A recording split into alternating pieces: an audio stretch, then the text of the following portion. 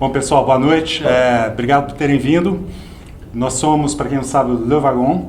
A gente é uma escola de programação voltada para desenvolvedores. A gente tem um programa, um bootcamp de 9 semanas, super intensivo. Então, quem chegou mais cedo aí, viu o pessoal se preparando para o Demo Day, que é amanhã.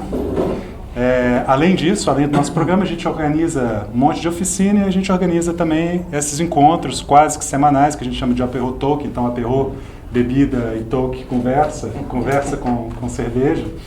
E, enfim, né? E hoje a gente está aqui com o Bernardo, da Foxbit, Bernardo Faria, e, enfim, que aceitou o nosso convite para vir aqui conversar com a turma e com o resto do pessoal. Bernardo, conta pra gente um pouquinho o que é a Foxbit. Bom, obrigado aí pelo convite, americano, um prazer aqui estar com esse grupo aqui para conversar um pouquinho, contar um pouquinho da Foxbit, do que a gente está vendo do mercado de Bitcoin, blockchain aqui no Brasil e no mundo. Bom, a Foxbit ela é uma das primeiras exchanges de Bitcoin no Brasil, né? O que é uma exchange de Bitcoin? É um lugar que você consegue trocar real por Bitcoin e Bitcoin por real. E o que eu acho que é mais assim, interessante da Foxbit é a própria história dela, né? Eu acho que é uma das primeiras empresas no Brasil criada pelo Facebook. Né? O que é criada pelo Facebook?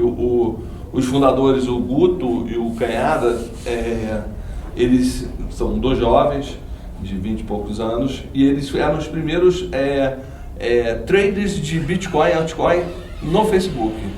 Então, efetivamente, eles vendiam e compravam Bitcoin e altcoin no mercado de balcão, né? Só que eu brinco que eles eram os caixeiros viajantes digitais, né? E eles compravam na pessoa física e vendiam, né, para as pessoas que tinham interesse. E o Facebook era a plataforma de compra e venda deles, né, de comercial, até que eles começaram a crescer e ficar grande e falar, pô, não dá mais para fazer na pessoa física. Então, a Foxbit foi uma extensão natural, né, do que eles já faziam no dia a dia. E hoje a Foxbit a gente opera com quase 50%, um pouquinho mais de 50% de market share no Brasil, e estamos vendo aí realmente um crescimento exponencial, né, dessa tecnologia, dessa solução de pagamento, dessa moeda, solução de pagamento. Então, eu me juntei ao grupo há uns 6 meses atrás como executivo, investidor. Acho que realmente o tema da tecnologia exponencial é impressionante, como você consegue solucionar vários problemas e chegar em qualquer lugar do mundo, né? Principalmente com Bitcoin. Então, assim, é um tema apaixonante. Apaixonante, e bem longo aí, né? Legal. Então, quer dizer, eles fizeram, é muito interessante isso, né? Que antes de pensar em montar uma empresa, eles enxergaram ali uma oportunidade, já foram fazendo, né? E o protótipo deles foi o Facebook. Você sabe, você não estava lá, mas você sabe contar como era esse salto no momento que eles tomaram a decisão de falar, bom, agora eu preciso construir uma plataforma, eu preciso formalizar, eu preciso estruturar isso aqui melhor? Então, eu acho que assim, o que é interessante, né, na história da Foxbit é essa história de empreendedorismo, que, né, o empreendedor começa naturalmente, né, fazendo uma coisa que ele gosta, vai criando um movimento, vai crescendo. Então foi um pouco disso, né? O Guto e o Canhada, eles compravam e vendiam Bitcoin e altcoin, né? Um era cliente do outro no Facebook. Aí tinham investidores também que estavam querendo montar esse negócio e de repente teve uma conjunção, eles conseguiram conectar com uma empresa de tecnologia, de exchange de Bitcoin que queria entrar aqui no mercado brasileiro e eles montaram a empresa pelo Facebook. Eles não se conheciam, né? Eles rodaram, daqui a pouco, até hoje já consegue, né, você montar pela assinatura digital, mas nos Estados Unidos é mais fácil. Mas eles montaram a empresa pelo Facebook, rodaram o contrato social pelo correio, assinaram, eles não se conheciam pessoalmente, só foram conhecer 3 meses depois, e a empresa começa assim, e cada um operando de casa, né? Literalmente de casa, até que há 5 meses atrás, a gente trouxe toda a equipe para São Paulo, que uma é do interior três são do interior aqui de São Paulo, o JP é de Recife, a gente trouxe todo mundo aqui, estamos aqui no Plug, e aí para realmente pensar num crescimento mais agressivo para o mercado. Legal. Bom, conta pra gente, né, a gente estava conversando mais cedo, conta pra gente um pouquinho da história blockchain, como Bitcoin, funciona, blockchain, na verdade Bitcoin, né, blockchain. Então, cara, tem um livro muito bom, né, que todo mundo tiver interesse, é super legal, que é o Digital Gold, que conta essa história, né, do Bitcoin, né, ele surgindo nos Estados Unidos. O que eu acho mais interessante dessa história toda, americana, é da onde surge o pensamento da ideia do Bitcoin, né? Na verdade, ele surge dessa turma de software livre, que eram os cyberpunks da década de 90, em que eles já têm uma preocupação, né, que a gente está vivendo agora, que é esse mundo controlado, vigiado, traqueado, né, pelo governo dos Estados Unidos, pelas grandes empresas, né? Eles já têm essa preocupação e eles têm, né, esse sonho de construção de software livre, também junto com isso eles já falavam dessa questão da moeda descentralizada, da moeda anônima, né? Então eles já pensam essa estrutura na década de 90. E aí chega, né, na crise de 2008, 2009, que acho que tem realmente toda uma descrença em relação, né, ao sistema financeiro americano de bancos, né, com a quebra do Lehman Brothers e depois com a crise que aconteceu em 2008, 2009. E aí eu acho que o ambiente para se criar, né, essa moeda criptográfica, essa moeda que roda, né, no maior país do planeta, que é a internet. E aí surge a ideia do Bitcoin, né? E aí surge, né, o Satoshi Nakamoto, ele publica um paper no final de 2008, está acessível na internet, criando todas as condições, os parâmetros para que o Bitcoin pudesse funcionar em forma de rede descentralizado, né? E aí com isso tem esse grupo de desenvolvedores que ajuda a desenvolver toda essa questão da tecnologia. Como aconteceu? Ele criou conceitualmente, né? Ele falou que poderia existir uma moeda que funcionasse assim, assim, assim, assado. E como que isso se transformou na tecnologia, né? Porque uma coisa é você falar, a gente podia fazer uma coisa, a gente podia fazer isso, né? Faz sentido a gente fazer isso. Agora, tem diversos desafios técnicos aí, de criptografia, de segurança, e como que se deu esse salto? Então, ele propõe, né, esse white paper, né, do Bitcoin, e nesse white paper ele já define como é que vai funcionar os protocolos. Só que, claro, tem que vir um grupo alguém construir essa rede, né? E aí vem esse grupo de desenvolvedores que é dessa turma do Cyberpunks começando a desenvolver essa solução para que o Bitcoin pudesse rodar, que é o que está no paper também, que é o blockchain, né? Que aí sim é essa rede descentralizada, né? Em que você tem os mineradores, que são esses desenvolvedores que estão, né, tentando achar. O que acontece? No paper ele define que só vão ser emitidos 21 milhões de moedas de Bitcoin até 2140. Né? E você tem uma quantidade de emissão de Bitcoin a cada 10 minutos. Né? Hoje está 12,5 Bitcoins a cada 10 minutos. Então, quem emite esses Bitcoins são os mineradores, né, que vão descobrindo o que eles chamam dessa fórmula matemática, que é o Bitcoin, e aí ele tem, né, a rede entra em consenso e ele emite hoje 12,5 Bitcoins. Então você tem toda uma rede descentralizada funcionando, que são os nós de rede, aprovando, né, essa emissão de Bitcoin e, paralelamente, também aprovando as transações do Bitcoin. Então, né, a própria que a gente fala que a rede entra em consenso para que o Bitcoin possa funcionar. Então, no blockchain você tem o registro das moedas que estão surgindo e também o registro das transações. Né? E o que é mais interessante, né? Tem várias quebras de paradigmas, né? E outro dia eu estava até vendo uma palestra na internet, que ela falou assim, cada vez que você cria uma tecnologia, surgem 2, 3 problemas que você tem que resolver. Né? Mas o que é interessante do blockchain, que é uma rede descentralizada, né, e distribuída. Então, com isso, você consegue ter uma operação em que nem a internet, né? Em que ela funciona, se alguns desses nós pararem de funcionar, você tem outros nós que continuam a funcionar, e você tem a descentralização. Então você, na verdade, você tira né, o Banco Central, os bancos centrais dos países, você tira os bancos dessa operação e você consegue baratear muito vamos dizer, o serviço financeiro. Então vou dar um exemplo, né? Um custo, tá? Não é a tarifa, o custo de uma conta corrente num banco no Brasil é R$60, tá? Isso mensal, anual? Mensal. Um custo de uma conta, vou chamar de conta corrente, num cartão pré-pago é de R$3. E o custo de uma conta corrente numa Foxbit, né, vai ser de 15, 10 centavos. Porque, né, você não precisa dessas... Então, por exemplo, num cartão pré-pago, desses R$3, o que custa esses R$3? R$2 é Mastercard e processadora.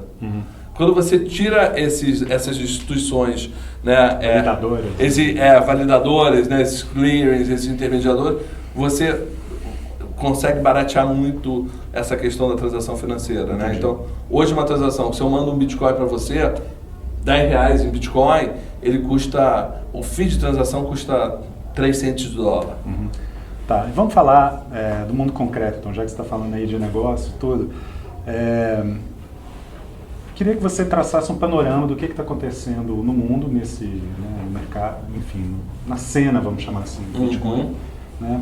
Eu tenho uma curiosidade, quer saber quem são as pessoas que usam isso. Uma coisa são os investidores, né? Que a gente entende, o cara, né, um investidor que, vamos dizer, que não tem um perfil muito conservador, o cara vai jogar ali para ver o que vai acontecer.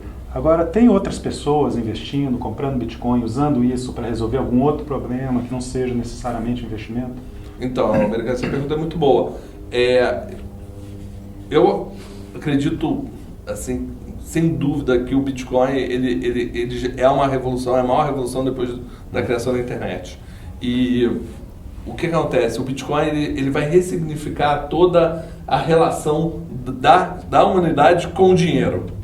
Né? O dinheiro até então a gente está acostumado, né, a pegar nota, a contar, a guardar. E do momento que ele vira digital, você tem outro tipo de relação com ele. Né? O que as pessoas hoje, né, por exemplo, no Brasil, elas usam muito o Bitcoin? Elas usam, eventualmente, para... preciso mandar um dinheiro dos Estados Unidos para o Brasil. Né? Você tem um corredor Estados Unidos-Brasil, que são quase 4,5 bi de dólares de pessoas que moram nos Estados Unidos, trabalham nos Estados Unidos e mandam dinheiro para seus familiares para cá. Esse é um negócio que pode custar até 10% do valor que você estiver enviando, custa e fica aí com os intermediários. Né? Quando você manda por Bitcoin, esse custo vai baixar para quase 1,5%, 2% no máximo. Então você tem o mercado de remittance é um mercado muito grande e você efetivamente resolve uma dor da pessoa, porque, né, o Bitcoin é seguro, ele é rápido e ele é eficiente. Então é impressionante, né? Aí você tem empresas por exemplo, de tecnologia nos Estados Unidos, que eles já pagam os fornecedores, né, ou programadores aqui no Brasil, na Índia, com Bitcoin. Né? A vice-versa também, você tem empresas de fintech, de tecnologia aqui, que o cara paga que eles pagam os fornecedores de nuvem nos Estados Unidos com Bitcoin. Então você cria uma fluidez, principalmente num mercado que tem uma restrição de remessa né, de valores para o exterior e um custo alto, você cria uma eficiência muito grande com Bitcoin. Aí você tem um monte, nos Estados Unidos, né, esse ecossistema ele já está montado do Bitcoin, né, então, como eu falei, o Bitcoin só surge em 2009 e pega mesmo tração lá mas começa a ter os seus primeiros cases, uma valorização muito grande a partir de 2012, 2013. E hoje, nos Estados Unidos, o ecossistema já está montado. Você tem, né, a Coinbase, que tem já quase 50 mil e-commerce conectados aceitando Bitcoin. Então você compra passagem aérea, você compra o que você quiser, você compra né, você compra em um monte, você compra na Dell, você compra na Microsoft, Então você compra o que você quiser hoje nos Estados Unidos com Bitcoin. Você compra gift card da Amazon. Então você efetivamente você consegue ter muita utilidade para o Bitcoin. Sim. Você diria que, depois a gente vai falar de Brasil, você diria, pensando nesse ecossistema americano, você deu vários exemplos aí, você diria que o Bitcoin está sendo usado ainda por um grupo de early adopters, ou você acha que o Bitcoin já deu esse salto e já está atingindo um pouco mais amplo? Eu acho que o Bitcoin ainda é totalmente early adopter, assim, porque o que acontece, quando vamos lá, você vai para os Estados Unidos, o americano ele tem pouco incentivo de usar o Bitcoin, tá? Então, porque ele tem um sistema financeiro que funciona e a moeda dele tem valor. Então, lá ele já tem um ecossistema funcionando, mas eu acho que é o cara que é o mais early adopter, que fala assim, pô, isso aqui funciona legal, ou tem algum problema, ou eu quero resolver algum problema, eu quero pagar um desenvolvedor lá fora, é muito mais fácil e realmente é uma solução interessante. Né? Um dos indicadores que eu uso, né, que eu acho que é um indicador importante, uma das principais carteiras de Bitcoin que é usada é do Blockchain Info. Né? Hoje eles saiu outro dia na CoinDesk que foram já usadas mais de 8 milhões de carteiras do Blockchain Info. Que ainda é pouco, né? 8 milhões. Então, assim, acho que a gente está ainda no início dessa revolução, mas ela vai ser muito rápida. Então a gente consegue ver. Agora, onde que a gente vê um uso, né, em que aí não é só o early adopter, realmente tem uma procura grande por serem países que têm algum tipo de problema. Então, quando teve a crise na Grécia, a gente o Bitcoin valorizou, porque, claro, conseguiam tirar dinheiro do banco, eles botavam em Bitcoin, era uma reserva de valor. Né? Na Argentina a gente vê esse movimento. Né? Então, todos os países que têm algum tipo de crise, as pessoas já começam a aprender e ver o Bitcoin como um porto seguro.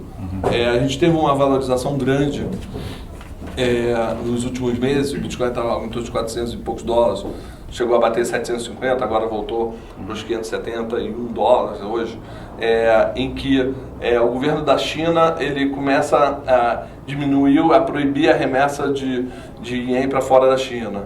Né? Saíam 100 bilhões de dólares por mês, começou a só sair 40 bi. Valorizou também o Bitcoin. Então, a gente vê alguns movimentos, alguns usos muito grandes. E o maior mercado hoje de Bitcoin, onde tem o maior volume de trade, é a China. É um mercado muito relevante nesse ecossistema do Bitcoin. Entendi. Você podia falar um pouco... É super volátil, né? Você falou, está 300, vai para 700, volta para 500. Tem que ter coração. Podia falar um pouquinho mais sobre como funciona isso, o pessoal que investe? Então, o Bitcoin, assim, é uma montanha-russa, né? Se você perguntar qualquer para mim e para os meus sócios, a gente é comprado em Bitcoin, porque a gente não tem dúvida que é um negócio que está no início, né? Ele já valorizou, ele, sei lá, saiu de poucos centes em 2009, né? Bateu mais de $1.000, voltou.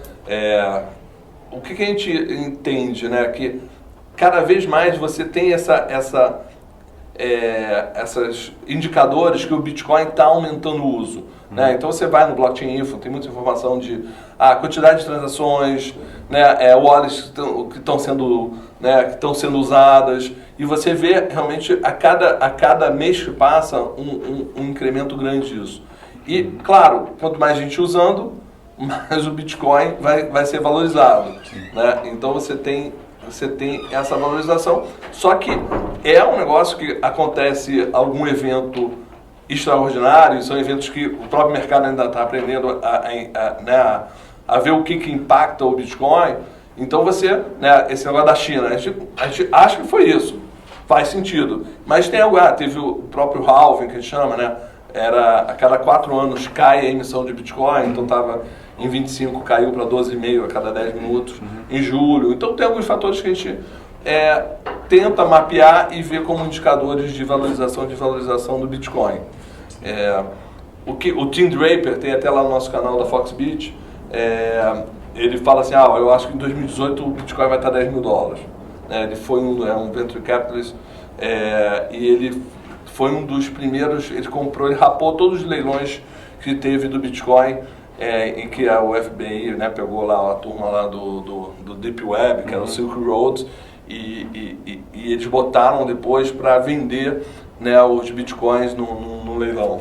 Então, é um tema assim que a gente sabe que é complexo porque tem essa volatilidade, mas eu acho que assim, todo mundo deveria ter pelo menos uma parte do portfólio de investimentos em Bitcoin. Né? Tá. Uma outra dúvida que eu tenho também relacionada com a volatilidade é a possibilidade de surgirem moedas concorrentes, né? Então, às vezes eu fico pensando se o Bitcoin não pode ser um Orkut e depois vem um Facebook. Esse é um porque tema... a tecnologia é open source, e se eu juntar um grupinho aqui e falar, vamos criar a nossa moeda aqui, todo mundo que está aqui na sala, vamos criar a nossa moeda. E aí, desse grupinho, você vai, né, expandindo, eventualmente você pode, né, enfim, atingir uma escala... hoje você tem já tem, né? Centenas de moedas, de criptomoedas, né, o Bitcoin. O que eu enxergo? Para mim, o Bitcoin é o dólar das criptomoedas. Né? Que nem eu falei assim, foram investidos bilhões de dólares em empresas, né, que montaram esse ecossistema do Bitcoin. Então você tem empresas de meio de pagamento, você tem as mineradoras, você tem as corretoras, você tem as empresas que já estão aceitando o Bitcoin. Então você já tem um ecossistema, você tem as wallets, você tem um ecossistema que funcionando para o Bitcoin. Então é muito difícil você mudar, né? Já é difícil a pessoa adotar o Bitcoin, porque não é exatamente fácil, você tem todo um questionamento do dinheiro, né? Então você mudar essa estrutura de pensamento é difícil. Pode surgir? Pode surgir. Você já tem o Ethereum, o Ether, né, que é todo mundo, né, sabe que é uma estrutura de rede mais sofisticada, de capacidade, mas o Ethereum está vindo resolver um outro problema. Mas assim, ninguém tem a resposta, se a gente soubesse. Claro. E eu acho que, como até só complementando a sua outra pergunta da valorização, eu acho que tem alguns movimentos interessantes em relação ao Bitcoin. Então, né, nos Estados Unidos, no Brasil, você tem lá o que eles chamam de ETF, né, o Exchange Trade Fund. Hoje, uma que a gente já vê aqui, e provavelmente tem lá, uma das limitações quando o fundo ou um cara de private bank, um banco quer investir em Bitcoin, ele fala, puxa, mas eu vou ter que comprar uma corretora, onde é que eu guardo esse 1 milhão de Bitcoins que eu comprei? Então, é um ativo ainda complicado para vamos dizer, um mercado tradicional comprar. Não dá para botar embaixo do colchão. Não dá para botar, não. Tem gente que bota em papel, corta o papel, enterra, né, ou a chave privada, não sei o que, a gente já ouviu falar de tudo, né? Ou tem as, né, cold wallets, tem já vimos de tudo.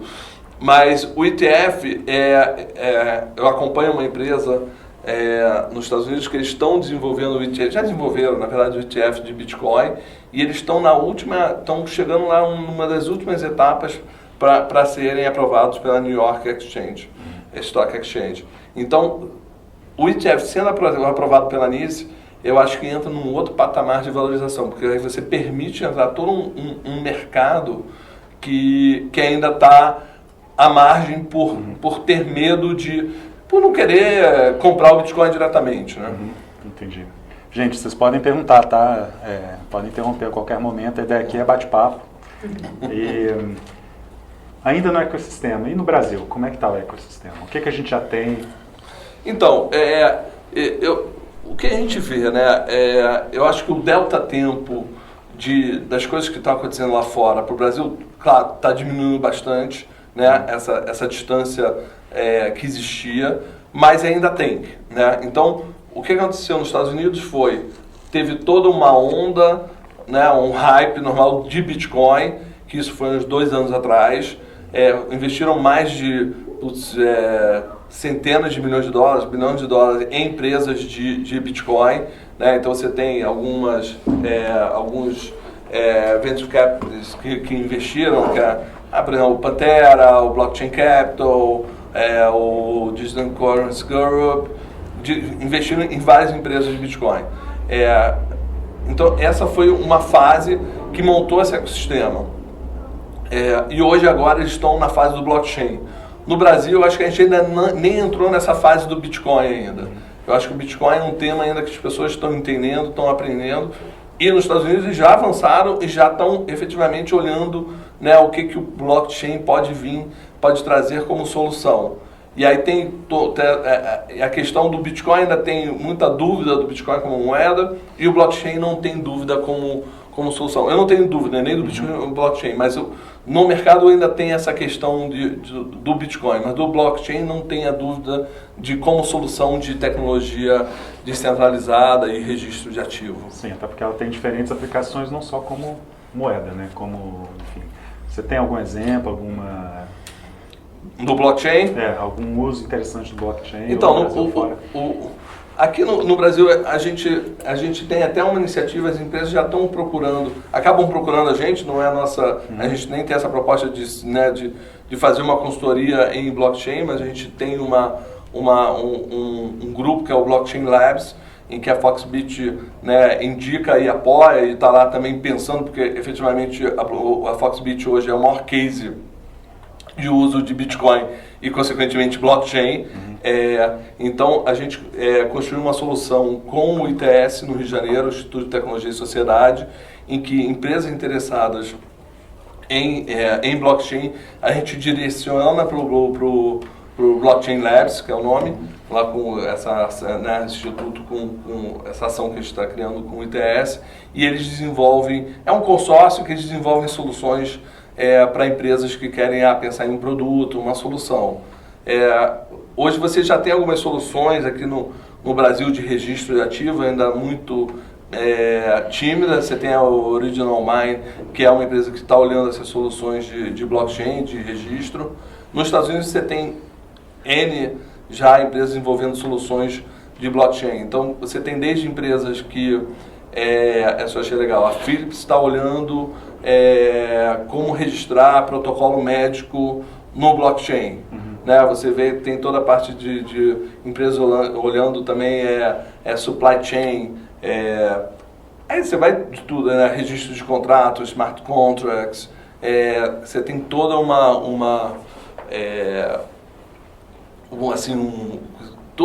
toda essa parte de registro de ativos, registro de produtos financeiros, ações.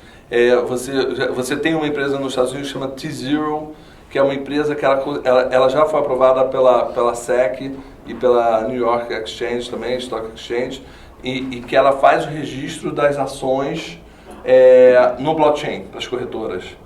E ela virou também ela está virando um broker, uma corretora, então o que significa que você vai conseguir em qualquer lugar do mundo com Bitcoin comprar uma ação da Apple nos Estados Unidos, e essa ação vai estar num registro no blockchain, você consegue ver ela registrada. Então assim, tem muita ação, tem muita coisa acontecendo nos Estados Unidos, né? Esse é um tema em que está vindo forte para o Brasil também. Então você vê, por exemplo, as empresas de consultoria, né, elas já vêm, por exemplo, a gente quer estudar, vamos né, desenvolver algumas soluções juntas, né? A KPMG é uma parceira muito grande da gente e nos ajuda toda na parte de compliance, de know your client e de controles na Foxbit, e estudando muito, porque, por exemplo, isso é uma outra coisa que eles olham, por exemplo, eles acham que as empresas de consultoria e auditoria acham que o auditor vai acabar, porque todo o registro de contabilidade vai ser feito no blockchain.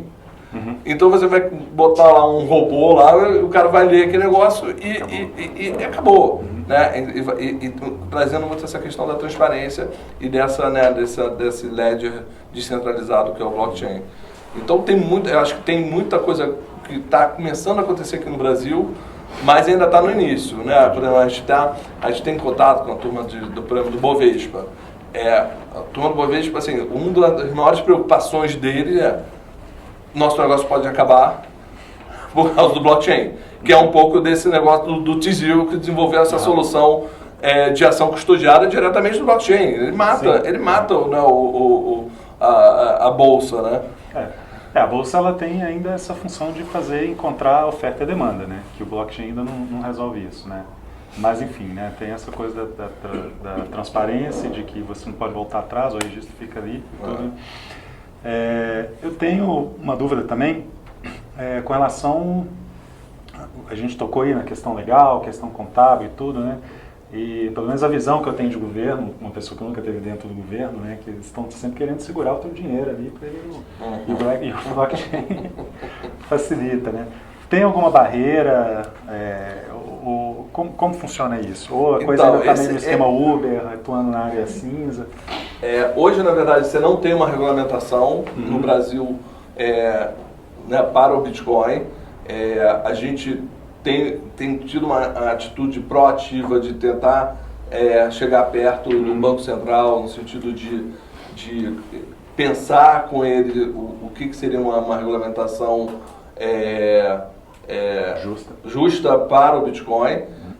O fato é que você cria ainda mais, né, em mercados que você tem algum tipo de restrição de envio de moeda, de remessa, imposto, né, o Bitcoin cria essa fluidez que a gente não está acostumado, né, e que é incrível, né, você manda um Bitcoin, pega um cartão pré-pago lá fora, carrega o Bitcoin, transforma em dólar, já acabou, né, pô, né? Então, assim, realmente é incrível.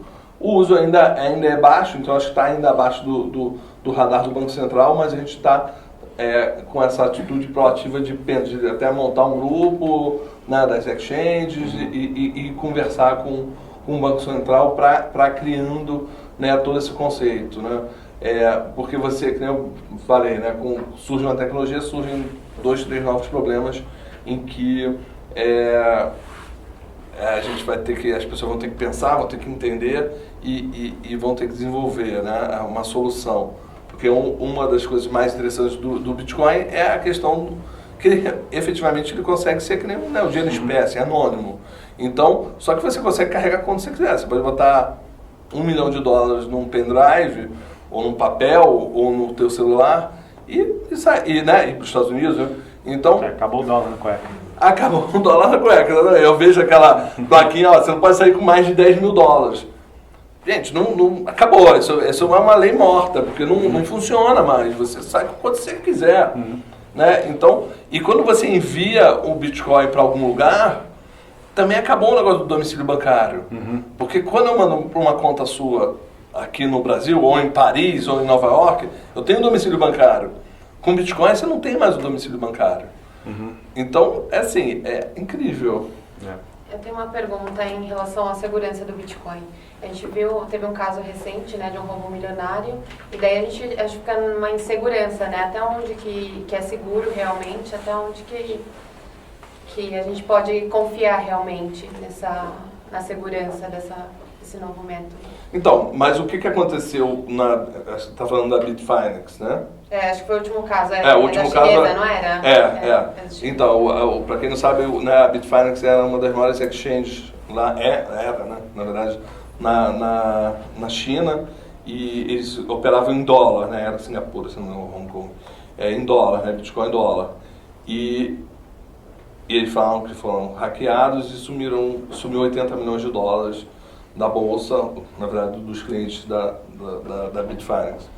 Eu acho que é um ecossistema que ainda está nascendo, ele é um ecossistema bebê, vamos chamar assim. Então, você ainda está sujeito a gestores que podem ser problemáticos, como existe em qualquer outro mercado, né? No mercado financeiro é igual. E eu acho que também tem toda essa questão dos processos de segurança ainda estão também se desenvolvendo, tá? O que a gente sugere, né, nesse caso? A vantagem do Bitcoin é que você vira o seu banco. Então, você pode botar no seu celular, você pode botar numa cold wallet, e essa é uma sugestão. Do momento que você botou numa cold wallet, é seu. Então, o ideal é que você ou coloque instituições que você acredita que são sérias, né? Ou você transformou em Bitcoin, né? Transformou o real em Bitcoin, você manda para uma wallet sua, uma cold wallet, e você guarda. Aí é que eu estava brincando, né? Cada um, eu já ouvi que esse é um tema, quando você começa a pensar em Bitcoin, ou ter uma quantidade maior de Bitcoin, você fala assim, cara, onde que eu vou guardar o Bitcoin? Né?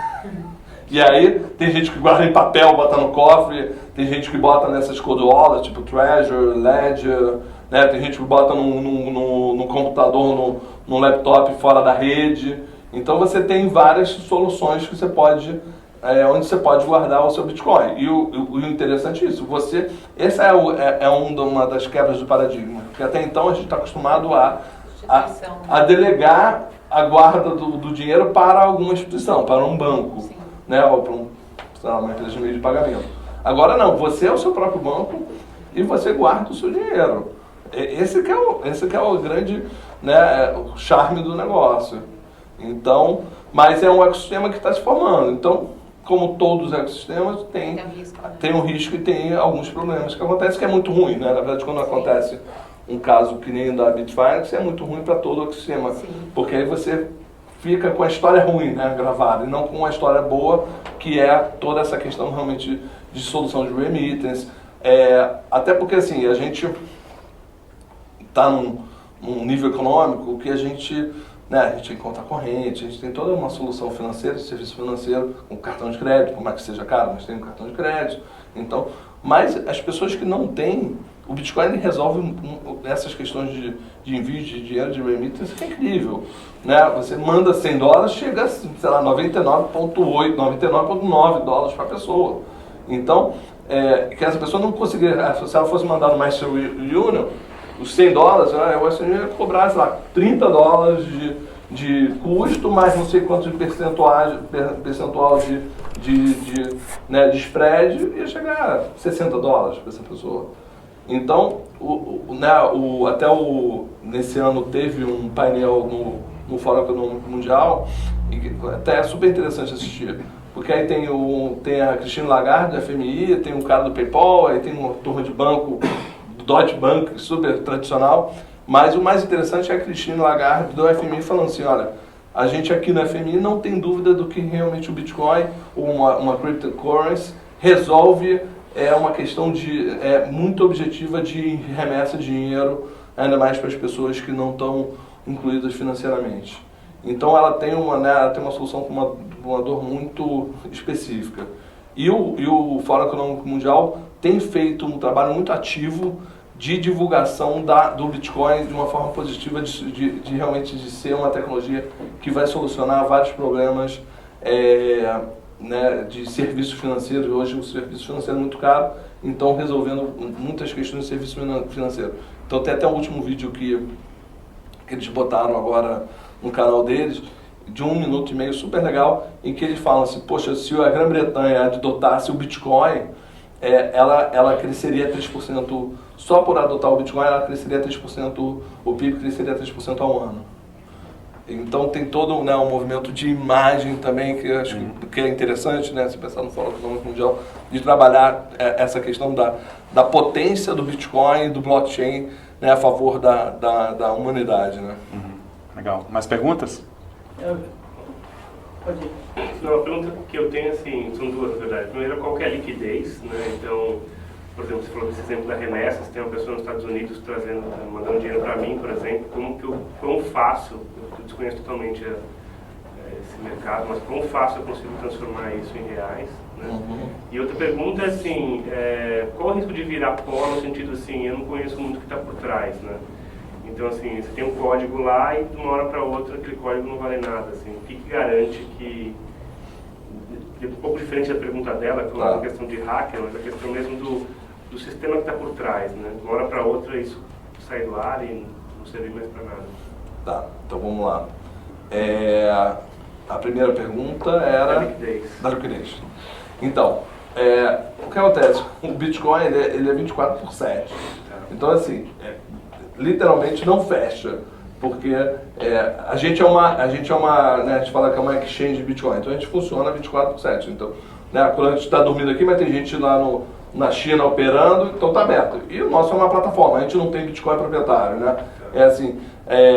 Se eu quero comprar Bitcoin, tem alguém que está querendo vender e a plataforma une essas duas pessoas. Então, a liquidez ela é 24/7. É mais líquido que qualquer moeda que você possa imaginar. É muito líquido. O risco, você pode falar, pô, mas a volatilidade, eu quero mandar dinheiro, você vai ter um risco de segundos. Né? E a nossa plataforma ela funciona online. Então, pô, você entrou lá o dinheiro, você mandou, como é que funciona? Eu quero comprar Bitcoin. Você manda um TED Doc para a nossa conta, a gente aloca na tua conta da corretora e a partir daquele momento você pode comprar um Bitcoin e mandar para qualquer lugar no mundo. Né? E se você tiver uma outra corretora, você faz o câmbio na mesma hora, então o teu risco de liquidez, de variação, a volatilidade é baixo. Tá? A questão de virar pó ou da tecnologia é mais ou menos a gente fala assim, poxa, e se a internet parasse de funcionar? É mais ou menos a mesma questão do Bitcoin. Então, parece muito difícil a internet de funcionar hoje em dia. A questão do valor do Bitcoin é uma questão de... porque a gente não está e nem foi treinado, nem foi educado para pensar a moeda, né? A gente está acostumado, porque a gente usa todo dia, mas a gente nunca pensou na moeda, né? De onde vem, né? A emissão.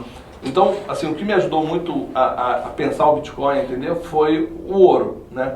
Até 15 de agosto de 1971, né, o mundo funcionava com o padrão ouro, né? Então você só podia emitir moeda se tivesse o equivalente ao ouro.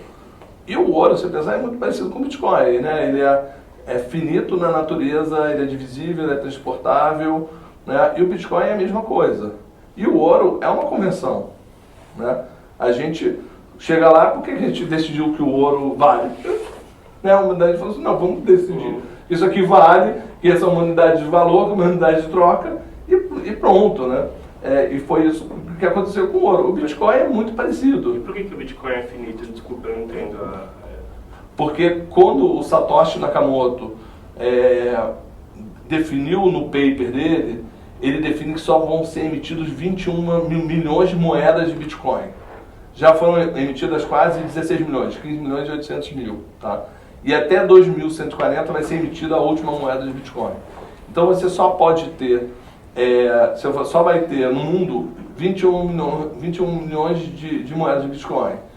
E isso, por que eu não vou emitir 22 milhões? Porque a própria rede, né, essa rede do blockchain, ela entra em consenso e ela não permite que saia fora do que foi o padrão inicial do white paper do Satoshi. Então é um consenso, né, em que a rede ela vai operando em cima do que foi combinado.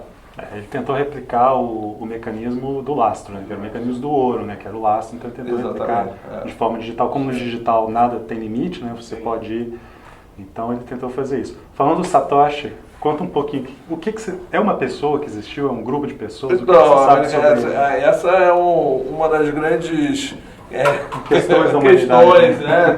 De tempos em tempos aparece quem é o Satoshi, acham um japonês que se chama Satoshi. Na verdade, porque no Satoshi ele cria o white paper e ninguém sabe quem é o Satoshi até hoje, se é uma pessoa ou se é um grupo de pessoas, né? Ele cria a ideia, lança a ideia na rede, ajuda eventualmente a desenvolver a ideia, né, com um grupo de desenvolvedores, mas ninguém nunca conheceu o Satoshi. Então é um grande mito, né? No último tem um evento muito grande nos Estados Unidos, em Nova York, início de maio, que é o Consensus. Aí antes do Consensus, aí surgiu um australiano falando, não, eu sou o Satoshi, não sei o que, aí falando, então me prova, né? Porque o Satoshi agora tem o primeiro Bitcoin emitido, né? Então mostra o primeiro Bitcoin emitido. Aí ele voltou atrás, desapareceu. Então de tempos em tempos aparece o Satoshi, ninguém sabe quem é o tal do Satoshi. O que sabe é que o que imagina que ele foi, porque no início você minerar, né, que é achar a fórmula, o hash lá, a fórmula do Bitcoin, era mais fácil, até porque não valia nada, né? E parece que ele foi um dos grandes mineradores do Bitcoin, então falam que ele tem algo em torno de quase $1 bilhão de Bitcoin. Mas o que é, assim, eu já conheci algumas pessoas lá do Silicon Valley, né? E assim, é impressionante que, assim, como tem pessoas, né? Os caras ficaram milionários, os caras compraram no Bitcoin a $10, e o cara falou, pô, tenho aqui, pô, nesse pendrive $1 milhão, $2 milhões que eu comprei quando valia $10, $1, não sei o quê. E aí você vê, na verdade, né, você acompanha, a gente que acompanha muito esse mercado, um dos principais, você tem vários investidores, né? O Tim Draper é um desses, né, que rapou lá os leilões do Tesouro dos Estados Unidos. Você tem os irmãos lá do Facebook, lá os Winklevoss também, que compraram muito Bitcoin. E tem muita gente no Vale do Silício também que a gente sabe que que comprou bastante Bitcoin lá no início, que eventualmente ainda guarda e acredita como reserva de valor e como solução. Entendi. Então é um tema assim super interessante, né? Legal, vamos ouvir. Porque eu vejo o Bitcoin, porque num governo ideal, ele serve para diminuir a flutuabilidade da moeda, deixando ela mais estável. O que não tem no Bitcoin, porque você mesmo falou que um dia ela está $300 e no outro ela está 700. E eu vejo ela como uma grande bolha. O que impediria ela de do dia para a noite perder todo o valor? Eu não entendi a pergunta, desculpa. Porque, por exemplo, o governo fica retendo e emitindo moeda para impedir essa grande flutuabilidade, o que não tem no Bitcoin. Você nos falou que está 300, no dia seguinte está $700. O que impede do dia para a noite perder todo o valor no Bitcoin? Eu acho que o Bitcoin ele vai ser binário, ou ele vai dar muito certo ou ele não vai dar certo. Só que eu acredito que ele vai dar muito certo. E se ele der muito certo, como ele já deu certo, na verdade a volatilidade vai ter e cada vez vai ter mais. É que nem eu falo, o Tim Draper ele projeta o Bitcoin a $10 mil em 2018. Né? A gente tem algumas coisas que estão acontecendo, aumento de uso, essa aprovação do ETF, que provavelmente tem um impacto de valorização do Bitcoin. Então, eu acho que a tua pergunta é assim, puxa, mas como com uma moeda com tanta volatilidade vai ser a moeda oficial, né? Provavelmente ela vai ser usada como meio de pagamento e quem se achar frágil em relação ao não gostar da volatilidade, ele vai usar, vai comprar e vai aceitar e vai trocar por dólar ou por real e pronto. Mas ela vai ser uma moeda, ou você vai se posicionar em Bitcoin, ou você vai usar aquilo para comprar alguma coisa e pagar e pronto, entendeu? Ela é uma moeda e ela é um meio de pagamento ao mesmo tempo. Então, eu quero comprar um serviço de nuvem, eu quero comprar um Amazon. Você vai transformar em real em Bitcoin, e Bitcoin você vai transformar em dólar 1 minuto depois. Pronto. É isso. Normalmente a gente fala de blockchain e linka com Bitcoin. Só que assim, para mim não está muito claro ainda a parte de blockchain. O que do Bitcoin é o blockchain, se é uma lista de procedimentos que tem esses, por exemplo, os mineradores analisando a linha histórica da coisa. O que é assim realmente o blockchain dentro do Bitcoin? Eu queria tentar assim separar um pouco. Vamos lá. O Bitcoin é uma moeda, tá? Onde que vamos pensar assim que você tem real, né? Aonde você transforma o seu real em real digital? Quando você manda para o banco, né? Então, você mandou para o banco, você não tem mais o papel moeda, ele virou uma moeda digital, né? Sim. Efetivamente digital, né? O Bitcoin ele já é uma moeda digital. Só que o que é o banco do Bitcoin? É o blockchain. O blockchain é o lugar onde fica registrado o Bitcoin. Então o Bitcoin é uma moeda, né? Ela tem uma valorização, ela é aceita como meio de pagamento, ela tem várias funções de envio de dinheiro. Aonde está registrado o teu Bitcoin? No blockchain. E aí ele é um livro, como se fosse um livro razão diário, em que a cada nova movimentação, a cada novo Bitcoin gerado, você vai acrescentando uma página nova. Só que você nunca pode rasgar a página anterior. Você não muda. Então, essa é a função dos mineradores e dos nós de rede. Porque é complexo mesmo. Assim, a gente discute ainda, porque putz, mas eu fiquei com essa dúvida, não sei o quê. É uma dúvida sofisticada e complexa. Porque o que acontece? Quando você tem uma transação, né, ela vai ser aprovada junto com o novo bloco que sair, né?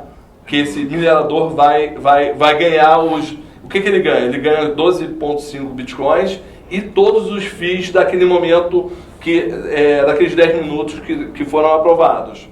Então, ele é remunerado por duas coisas, né? Pelo Bitcoin e pelos FIIs de transação, tá? Só que você tinha um monte de gente tentando também. Só que quem achou depois não vai ganhar o fee de transação, mas ele acha. Então ele achou a transação, validou, né, o Bitcoin, validou a fórmula, vamos dizer, o protocolo, o resto. Aí esse cara, ele vai ser um nó de rede que vai ser o consenso. Então a rede, né, a gente fala, para você ter uma transação e finalizar uma transação, você tem que ter 6 confirmações de nós de rede. Por isso que ela demora na média 15, 20 minutos para ser processada. Mas, por exemplo, isso daí é para o blockchain do Bitcoin? Porque, assim, não, o blockchain, aí o que acontece? Você tem um blockchain. O Bitcoin é o maior case de sucesso do blockchain. Por quê? Você já tem bilhões de dólares processados por mês em Bitcoin, transações, não sei. Então, né, vamos dizer, qual é o maior case de uso do blockchain? O Bitcoin. Tá? Mas, por exemplo, você pode... Eu estava outro dia com um acadêmico, um alemão, professor Bella, pós-doc em ciência de computação. Achei que ia chegar um velhinho, chegou um alemão, assim, uns 20 e poucos anos, assim. Aí o que ele desenvolveu? Ele desenvolveu uma solução que é super interessante, que o Original My tem também, que é, eu quero, sei lá, eu fiz uma música, eu fiz uma apresentação, eu fiz um paper, e eu quero que aquilo fique registrado. Você manda para ele e ele registra para você no blockchain. Então, se alguém te plagiar, você pode falar, não, esse negócio está registrado desde, sei lá, 15 de agosto de 2016. Mas como está registrado? Não, olha, nessa solução aqui eu já registrei, está no blockchain, está aqui o rastro dele e eu te provo que tá registrado. Então você tem vários usos do blockchain. O principal uso de maior sucesso é o Bitcoin. Só que aí você tem que nem eu falei, hoje você tem, nos Estados Unidos foram investidos quase 2 bilhões, 1,5 bilhão de dólares em empresas que estão desenvolvendo soluções no blockchain, que é registro de protocolo médico, identidade, supply chain. Então, mas, por exemplo, os mineradores que estão tentando resolver os problemas do Bitcoin, eles podem começar a resolver os problemas desses outros blockchains usados para outras... Pode, mas esse cara vai pagar um fee de transação também, entendeu? Para o blockchain, para os mineradores. Então todo mundo que usar o blockchain, ele vai ser vai ter um número de transação que ele vai ter que pagar um fee pelo uso do blockchain. É como se fosse uma sequência nova, né? Você tem a sequência do blockchain, que começou lá desde... Não, na verdade ele tá na mesma... ele está na mesma sequência. E aí o que eles falam? O que acontece é o seguinte, a 8ª casa decimal do Bitcoin, né? Então o Bitcoin ele vai até a 8ª casa decimal, né? 1,00000. Então esse 1 alguma coisa da 8ª casa decimal chama Satoshi. E esse da Satoshi é onde a turma de registro usa, vou registrar com o Satoshi esse documento. Então, onde tem essa questão toda de que o pessoal está pensando no blockchain como registro. Então tem um só blockchain rodando aí e todas essas aplicações rodando em cima, é isso? Então hoje... Bitcoin, o Ethereum... Aí calma. Cada um tem o seu blockchain. O do Bitcoin é o blockchain e ele... né, serve para isso. Você tem o Ethereum, que é um blockchain, vamos chamar 2.0. Entendi. Porque uma das grandes discussões da comunidade de Bitcoin é o tamanho do bloco do Bitcoin. Então, o Bitcoin, o blockchain, né, o Ethereum, que é o blockchain 2.0, ele é um blockchain mais sofisticado, em que você consegue botar no bloco outras coisas, smart contracts, o tamanho do bloco é maior, tá? Então, no blockchain, é o maior case de sucesso. O Ethereum surgiu em setembro, agosto do ano passado.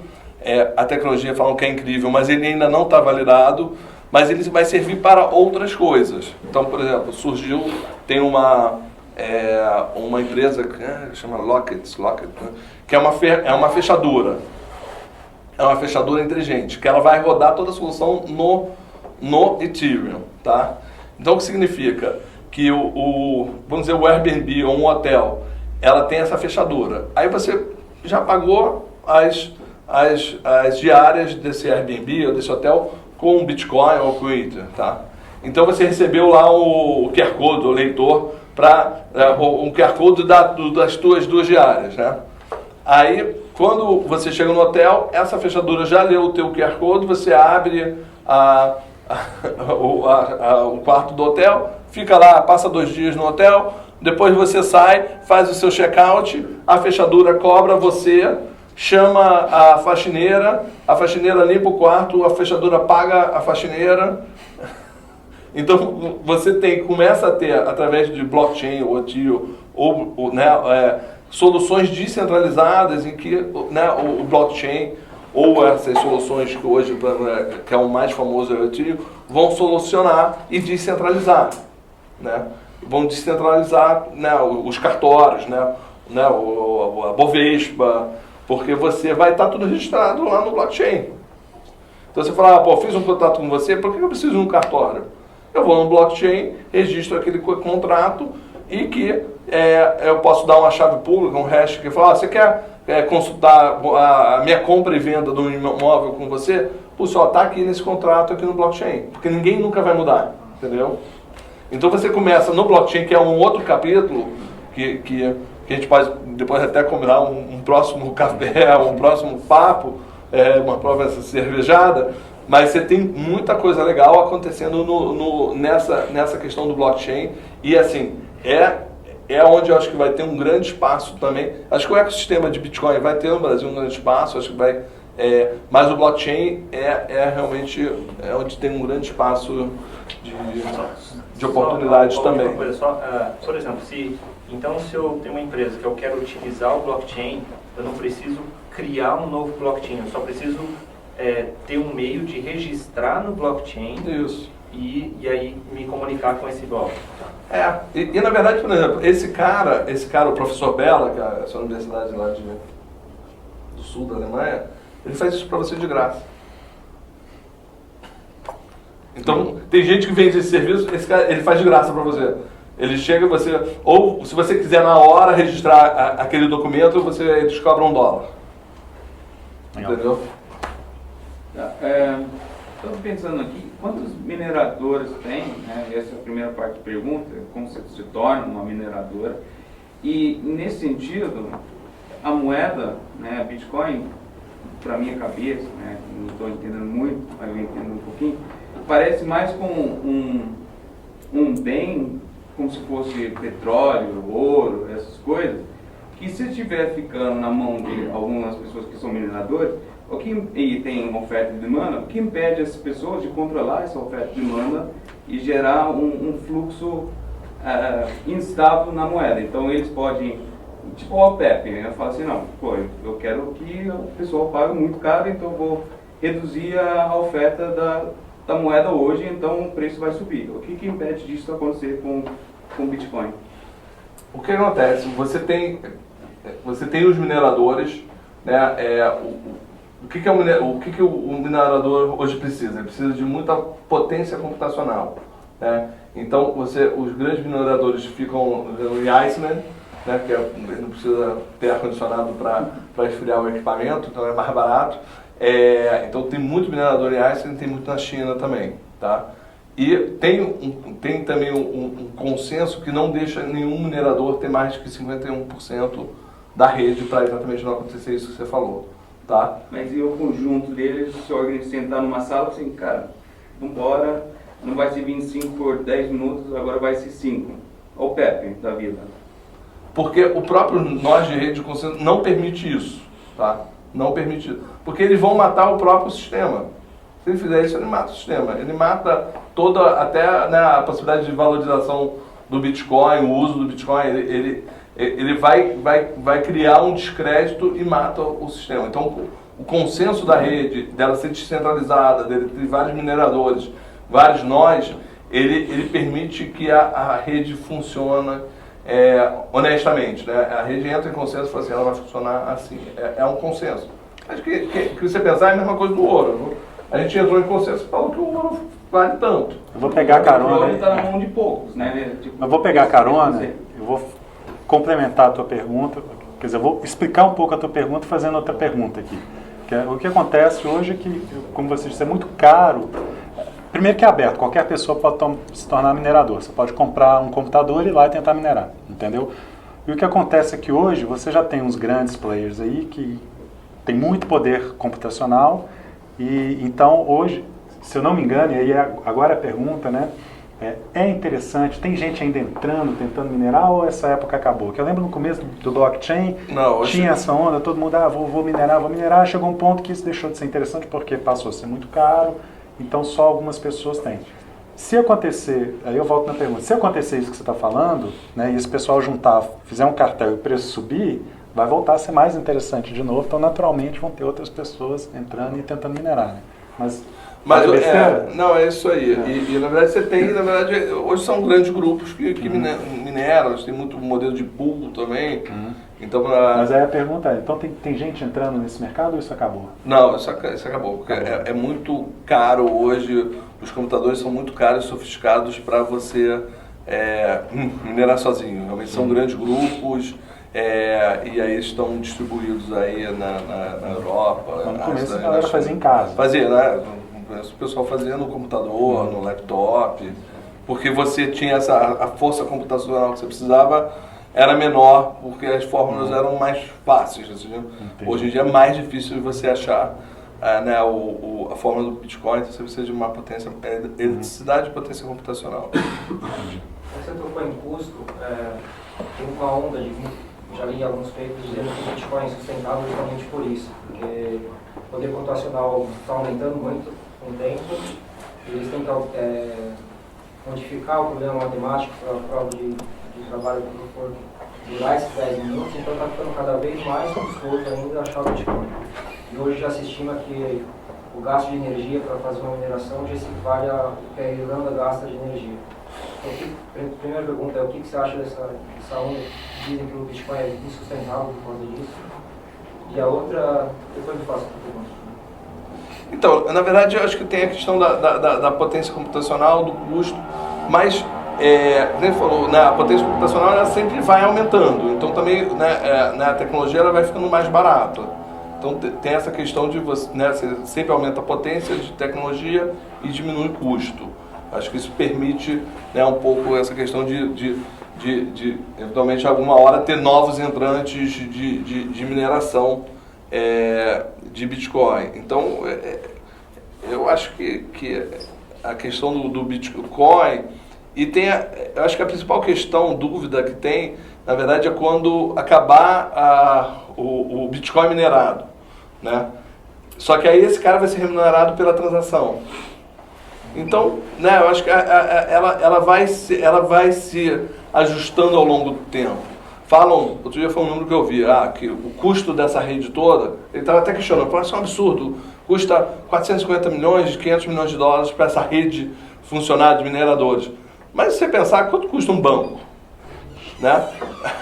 Todos os bancos do mundo juntos. Custa muito mais do que isso. Então, você pensar como custo embarcado para uma moeda ou um meio de pagamento mundial, ele é relativamente barato. E ainda mais, você cada vez mais gente usando, né, mais gente comprando, usando transação financeira sendo usado, você começa a aumentar também o fee de rede. Então o volume de transações aumenta e essa rede de mineradores começa a ser remunerada, ter uma maior remuneração em função do aumento do uso do Bitcoin. Só me dar outra pergunta, é claro assim, o benefício do Bitcoin para os usuários, né? Garantir rastreabilidade, anonimato e tudo. Mas assim, acho que não é novidade para ninguém que o Brasil, por exemplo, tem um governo corrupto. E é muito difícil, de repente, você craquear quanto que um deputado teve de desvio, esse tipo de coisa. Regulamentando o Bitcoin no Brasil, como você vê essa parte de corrupção com o Bitcoin? Então, acho que na verdade tem duas perguntas, ou três, né, Neto? Você tem a questão dele realmente dele poder ser anônimo, né? Então, é uma questão que o Bitcoin permite. Então, se eu boto no celular, se eu boto no celular pré-pago, ele é anônimo. Na questão eu acho que da corrupção, dos grandes volumes, lá fora e aqui, as próprias corretoras já têm essa preocupação de ter um processo de compliance, de conhecer o seu cliente, do know your client, mais pesado no sentido para que não aconteça exatamente essas questões de uso do Bitcoin, né, em caso de, sei lá, corrupção, terrorismo e etc. Então isso é uma coisa, por exemplo, a gente usa uma lista da Qt, que tem terrorista, pessoas politicamente expostas. Então todo mundo que entra no nosso cadastro, a gente passa por essa lista e tem essa preocupação, né, de ter um processo de controle para que não aconteça isso. Então isso, né, eu acho que por mais que o Bitcoin permita esse fluxo, você tem nas corretoras já uma preocupação de que você conheça o seu cliente, para também senão você pode matar o teu próprio negócio, né? Então acho que essa é uma preocupação. A segunda pergunta era Não, já foi. Mais 3 perguntas. Posso fazer mais uma outra pergunta? Já se pensa no mercado de derivativos para Bitcoin? Então, lá fora as bolsas já tem o OKCoin, a BTC China, você já opera futuro, alavancado, então você lá fora já tem esse tipo de solução. Tá? Você tinha. Algum país aceita Bitcoin para vender os títulos da dívida ou já aceitou? Diretamente, não que eu conheça. Você tem já, por exemplo, corretoras nos Estados Unidos que já aceitam você investir, receber o seu dinheiro em Bitcoin. Né? Tem a Drive Wealth, você tem já corretoras nesse sentido, mas diretamente da título da dívida nunca vi, acho que ainda não. Você mencionou que teve um estudo que se a Inglaterra ou a Grã-Bretanha adotasse o Bitcoin ganhar 10% de PIB, é viável essa solução de um país adotar? Estou pensando mais em países em desenvolvimento que às vezes tem problema tipo Zimbábue, que o dólar zimbabueano não vale nada. Se ele um dia passa para um Bitcoin, é viável? Porque você falou que tem 10 minutos de processo, eu vou comprar meu pão, tenho que esperar 10 minutos para o meu cartão passar, não dá? Existe uma solução que um Bitcoin vire uma moeda única? Tem, na verdade você já tem soluções de meios de pagamento que ele aceita o Bitcoin na hora e efetivamente ele corre aquele risco de 10 minutos, não sei o quê, porque ele tem um controle lá de conhecimentos de cliente. Então a gente como corretora, a gente já aceita o teu Bitcoin, ele é instantâneo. Então você tem soluções tecnológicas em que já rompem essa barreira dos 10 minutos, da compensação. Mas mesmo assim, se você pensar, né, na média, tirando, claro, cartão de crédito, não sei o que, você, um TED, um DOC, não sei o que, demora 10 minutos ou mais, né? Então, vamos dizer, para as transações... Você imagina um futuro que é, tipo, a moeda é Bitcoin de um país? Eu acredito que, não sei se é Bitcoin, mas ela vai para um cryptocurrency, eu acho sim, e acho que pode virar, assim, de muitos países, pode virar até o próprio Bitcoin mesmo. Você tinha comentado que o Bitcoin tem uma convenção de só liberar 22 milhões. 21. 21. 10 anos atrás o IPv4 era uma convenção, agora já virou um IPv6. O que impediria daqui a uns 10 anos ou 20 anos liberar mais 100 milhões? Então, mais uma vez, o consenso, né, foi feito, o Satoshi quando fez o paper, ele falou, são 21 milhões e a rede entra em consenso. Se ela sai do consenso... Oi? O consenso muda. Pode até mudar, mas ela vai ter que mudar todo, né? Ela muda toda a condição do Bitcoin e eventualmente mata o próprio Bitcoin. Porque uma das questões que o Bitcoin, acho que valorizou e funcionou, foi que, entramos no consenso e vamos ser regulados pelo white paper aqui do Satoshi. Se eu falo assim, agora eu posso, em vez de emitir 210 milhões de moedas do Bitcoin, eu acabo com o mercado do Bitcoin. Né? É um tema relevante, mas é um consenso e é um consenso que está sendo respeitado e que provavelmente vai ser respeitado, porque senão você mata o próprio mercado de Bitcoin. Vai ter que fazer uma emenda constitucional. Última pergunta. Falando um pouco da negociação do Bitcoin, você falou que tanto compradores quanto vendedores, né, vão à plataforma e aí se encontram. Como é que funciona essa formação de preço? É que nem na bolsa? Eles lançam ofertas e aí quando a oferta casa a negociação acontece?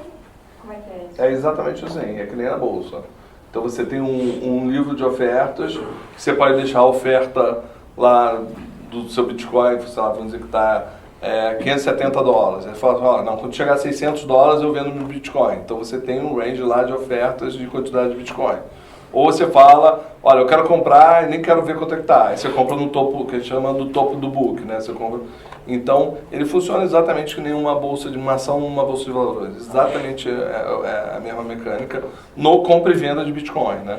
E já suporta algoritmo de negociação? A gente já tem dentro da nossa plataforma algoritmo. Aí é até meio chatinho, porque aí o cara fica assim, você bota lá, sei lá, R$2.000, aí vai o robozinho, bota 2.001 centavos, sabe?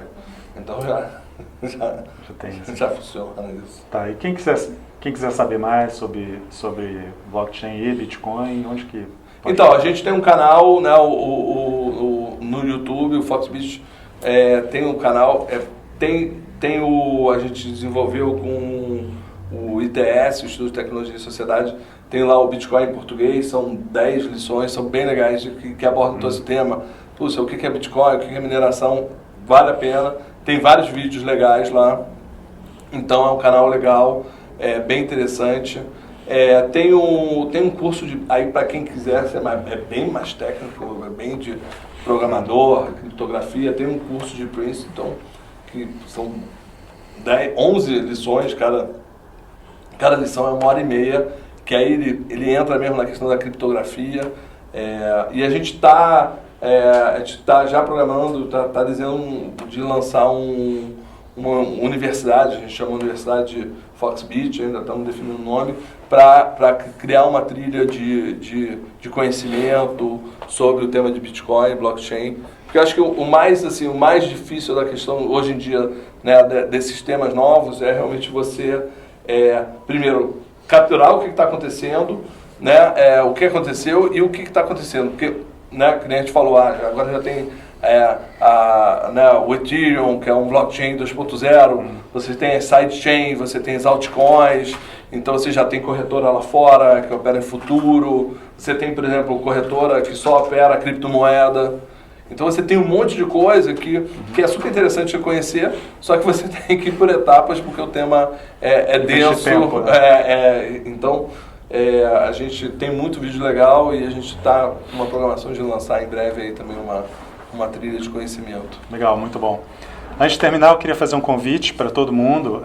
Para quem chegou depois, não sabe, a gente é o Le Wagon, é um bootcamp de programação. A gente está terminando a nossa primeira turma no Brasil amanhã, então a gente vai fazer um Demo Day, então o pessoal ficou aí as últimas 9 semanas ralando pra caramba para aprender a programar. Durante as 2 últimas semanas eles ficaram construindo um produto, então eles estiveram trabalhando num projeto mesmo, e amanhã às 3 da tarde lá na plug da Calisto, né, perto da Benedito Calisto, a gente vai fazer o nosso Demo Day, então o pessoal vai mostrar os produtos, enfim, vai ter mais cerveja. Então eu queria convidar vocês para ir lá amanhã. Bom, agradecer de novo, Bernardo. Eu tenho uma última mensagem. Eu trouxe aqui Bitcoin para distribuir para todo mundo. Então depois passa aqui, que tá aqui um gift card, para todo mundo já começar a se relacionar com o Bitcoin. E a gente vai vender cerveja lá embaixo, cobrando em Bitcoin. Pega aqui. Pega aqui, Obrigado, gente. Obrigado.